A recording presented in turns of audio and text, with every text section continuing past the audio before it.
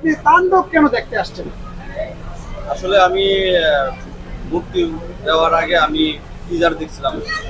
Teaser দেখে আমার ভালো লাগছে। আমি আসলে দীর্ঘ ৫-৭ বছর সাকিবের ছবি দেখি নাই, বাংলাদেশের মুভি দেখি নাই।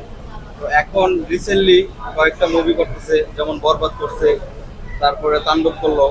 তাণ্ডবের টিজার দেখার পরে আমার মানে মাথা নষ্ট হয়ে গেছে এক কথায়, যে আসলে তামিল মুভি এর কাছে কিছুই না। তো টিজার দেখার পরে আমার আগ্রহ খুব বেড়ে গেছে আমি তাণ্ডব মুভি দেখার জন্য, সেই জন্যই আসলে আসা।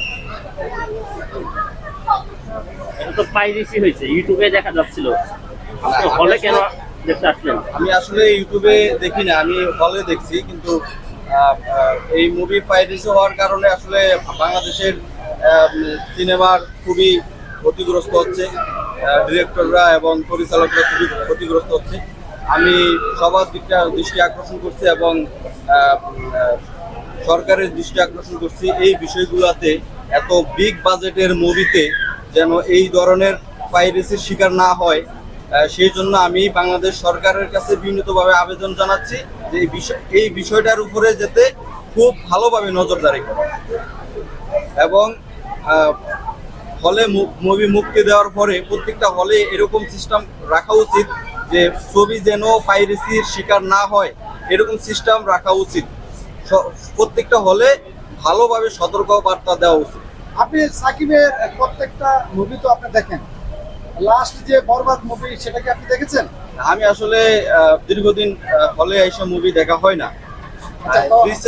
রিসেন্টলি শাকিব খান ভালো ভালো মুভি করতেছে দেশের বাইরে এবং দেশে, ভালো ভালো মুভি করতেছে। আপনার বরবাদ করছে, তারপরে প্রিয়তমা করছে। তো আমার মানে আপনি বরবাদ সিনেমাটা দেখেননি? বরবাদ দেখছি। দেখেছেন? বরবাদ এবং তাণ্ডব এই দুইটার মধ্যে পার্থক্যটা কোথায়? আসলে বরবাদ এবং তাণ্ডবের ভিতরে দুইটা পার্থক্য আছে। যেমন বরবাদের ভিতরে সাকিবের ডাবল পার্ট, এটা প্রথমে আমরা বুঝি না।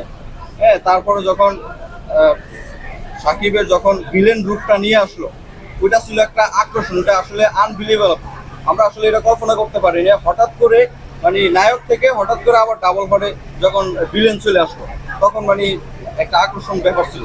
আর তাণ্ডবে যেটা আকর্ষণ ছিল সেটা হলো তাণ্ডব মুভিতে শাকিব খান যখন সাইলেন্ডার হয়ে গেছে, হ্যাঁ, যখন আত্মসমর্পণ করার পরে যখন লাস্টে তাকে নিয়ে যাওয়ার পরে যখন সে আবার তাকে মানে তার গ্যাংস্টার নিয়ে তাকে আবার উদ্ধার করে নিয়ে, হ্যাঁ, সে আবার নতুন একটা ক্যারেক্টার প্লে করছে, যেমন আরফান নিশোরে ঢুকেছে, এইটা ছিল চমক। এটা আসলে আশা করি না, আমি ভাবতেই পারি না প্রথমে যে এই মুভিতে আরফান নিশো আছে।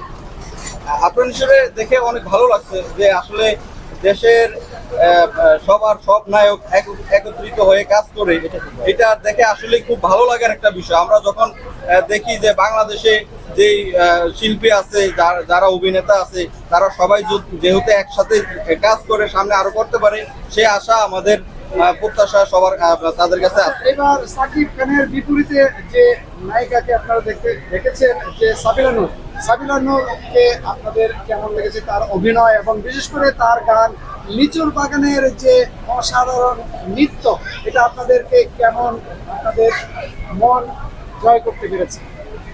এক কথায় আসলে অসাধারণ, কারণ আমি সাবিলা নূরের এই প্রথম মুভি করছে, প্রথমবারই আমি দেখছি। তো নাটকের জগতে আসলে তার অভিনয়টা ছিল একরকম, মুভিতে আসলে মুভির জন্য যেই ফিল্মের যে ব্যাপারটা আছে, ওই ব্যাপারটা আসলে সে ধরে রাখতে পারছে। অনেকে নাটকের জগতে কাজ করে এসে ফিল্মে কিন্তু কাজ করতে পারে না, ভালো অভিনয় দেখাইতে পারে না, বা ভালো একটা রিয়েকশন মুভির যে অ্যাকশনটা আছে, ওই অ্যাকশনটা আসলে ফুটে উঠাইতে পারে না। কিন্তু সাবিলা নূরে এটা খুব ভালোভাবে পারছে। মুভির জন্য সাবিলা নূর, আমি মনে করি সামনের থেকে আগামী থেকে মুভিতে কাজ করার জন্য সাবিলা নূরের জন্য বেস্ট হবে। আমরা তাকে সবসময় মুভিতে দেখতে চাই। আর লিচুর বাগানে গান নিয়ে বলবো, এক কথায় অসাধারণ।